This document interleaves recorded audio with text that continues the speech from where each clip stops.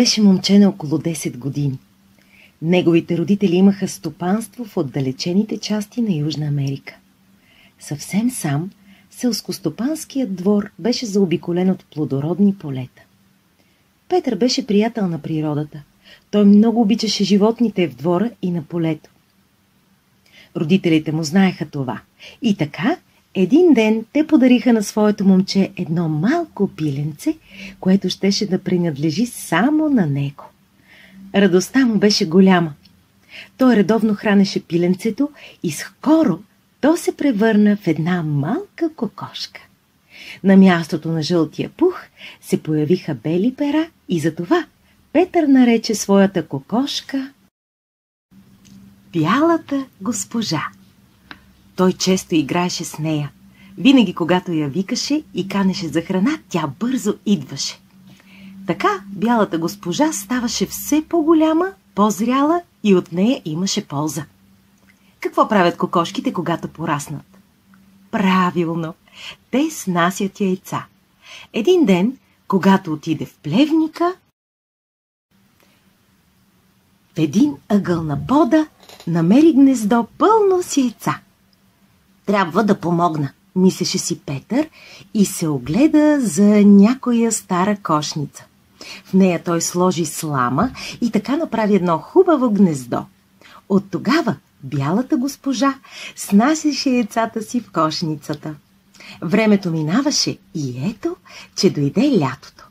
Житните растения по полето и тези, които изграждаха двора и къщата, ставаха все по-високи и по-високи. Странно, мислеше си Петър. Дали Бялата госпожа бе престанала да снася яйца?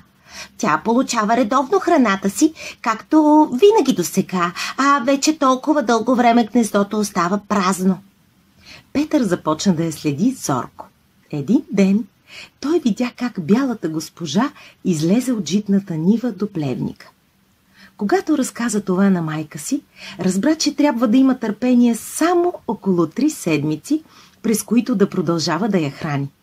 Момчето едва дочака краят на тези 3 седмици.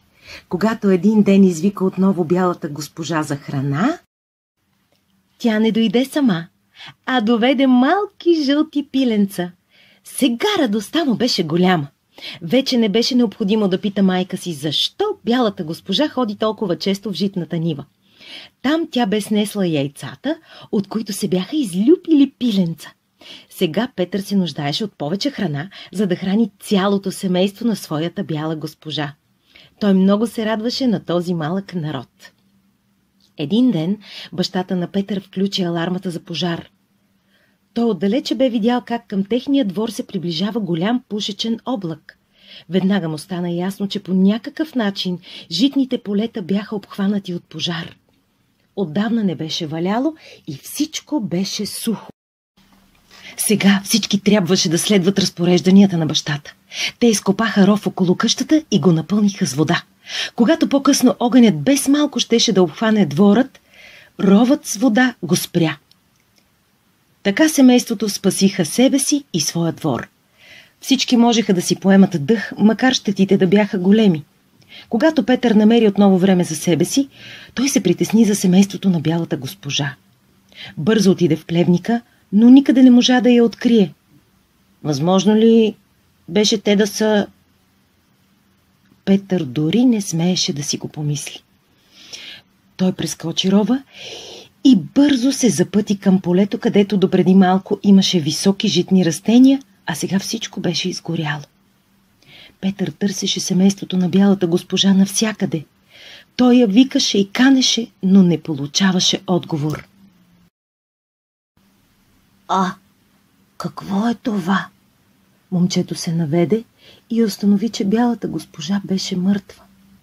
Тя лежеше на земята напълно овъглена и черна. Колко много се натъжи Петър при тази гледка. Да, това си го бе помислил още като тръгна да я търси.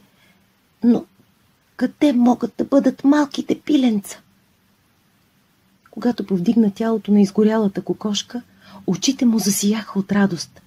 Под мъртвата Бяла госпожа се бяха скрили всичките пиленца.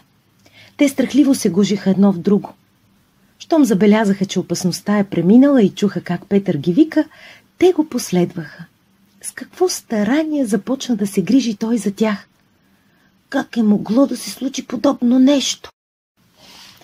С този въпрос Петър отиде при баща си. Той му обясни за нежния инстинкт на животните. Те бързо предусещат опасността. И така, когато малките пиленца усетили опасността от пожара, те бързо изтичали при своята майка кокошка и потърсили закрила и спасение при нея. Бялата госпожа е можела да излети, но малките не са можели да направят същото.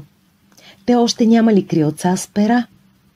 Така бялата госпожа се беше жертвала от любов към своите малки пиленца. Тя предпочела да изгори в огъня, само и само малките и пиленца да оцелеят. Виж, Петре, казал баща му, аз познавам един, който се пожертва за нас хората. Ако бялата госпожа не беше покрила с крилата си малките пиленца, те всички биха изгорели, нали? Тя се пожертва за тях. Така и ние хората бихме загинали, ако Господ Исус не беше дошъл да ни търси, за да ни спаси. В Евангелието от Лука 19:10 четем: човешкият син, Господ Исус, дойде да потърси и спаси погиналото. Кръстът ни напомня, че Господ Исус умря за нас, за да бъдем спасени. По естество, ние всички сме отделени от Бога чрез греха. Римляни 6:23. Затова Исус умря за нашия грях и дава за всички деца, които приемат това с вяра, включително и на теб, Петре, вечният живот, вечното спасение.